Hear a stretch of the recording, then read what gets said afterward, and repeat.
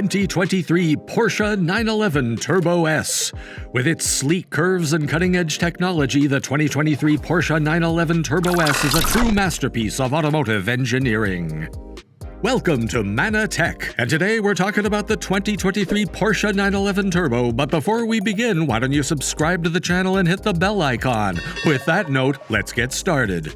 Since its introduction in 1974, the forced induction flat 6 has been the defining feature of any Porsche 911 Turbo. However, this altered in 2016 when the regular Porsche 911 Carrera and its offspring began to sprout turbochargers. Every Porsche 911 except the captivating 991 GT3 suddenly went turbo, which caused the genuine McCoy to lose some of its originality.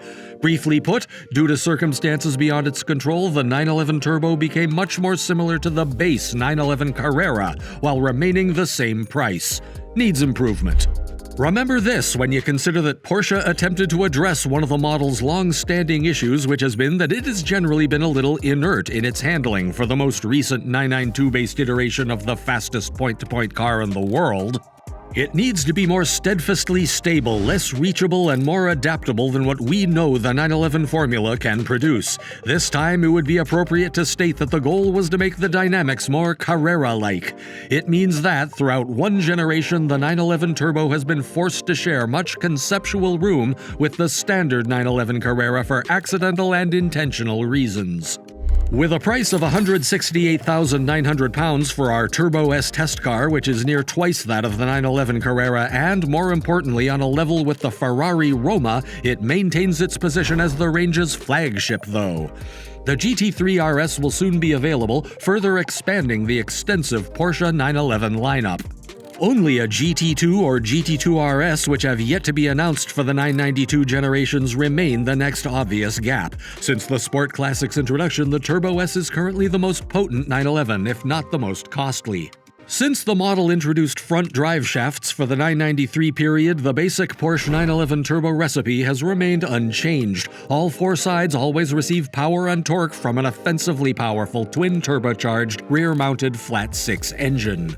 In other places, piezo fuel injection enhances response, and new electronically controlled wastegates are said to help boost control to become even more accurate. The same 8-speed PDK the Carrera uses for transmission is used for a drive. It has only been modified with new steel plates and a strengthened gear set. For better standing starts and more subdued cruising, that gear set also employs a first and 8th gear shorter and longer than those found in the Porsche 991 Turbo.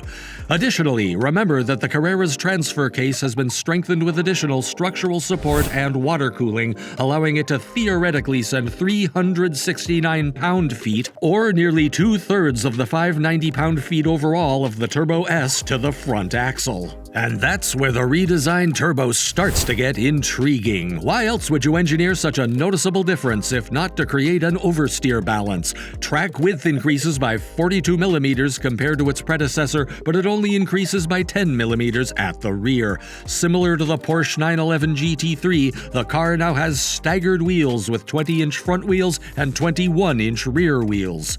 The electromechanical steering rack's speed has also improved by 6%. The Turbo or Turbo S come with rear steering as standard, though the latter also has Porsche's PDCC active anti-roll bars. Finally, there are two new suspension setups offered.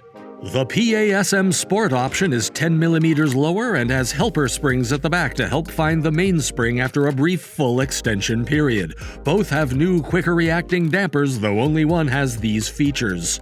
The Porsche 911 Turbo S's excellent interior is virtually identical to that of the Porsche 911 Carrera. The distinctive features of the odd symbol and the diagonal stitching on the door trim inlay honor the original 930 911 Turbo.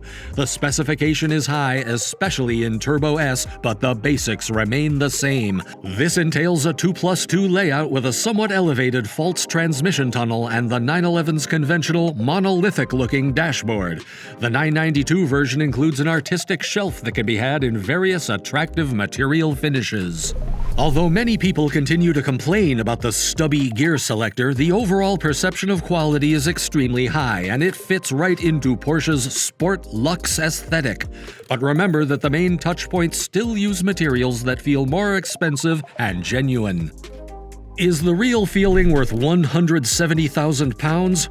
Always, but not always. Although the proper design helps, it's a little too formulaic. The gaudy Bordeaux red leather in the vehicle and the GT silver exterior added to the luxury, but less extravagant combinations might make you feel underwhelmed.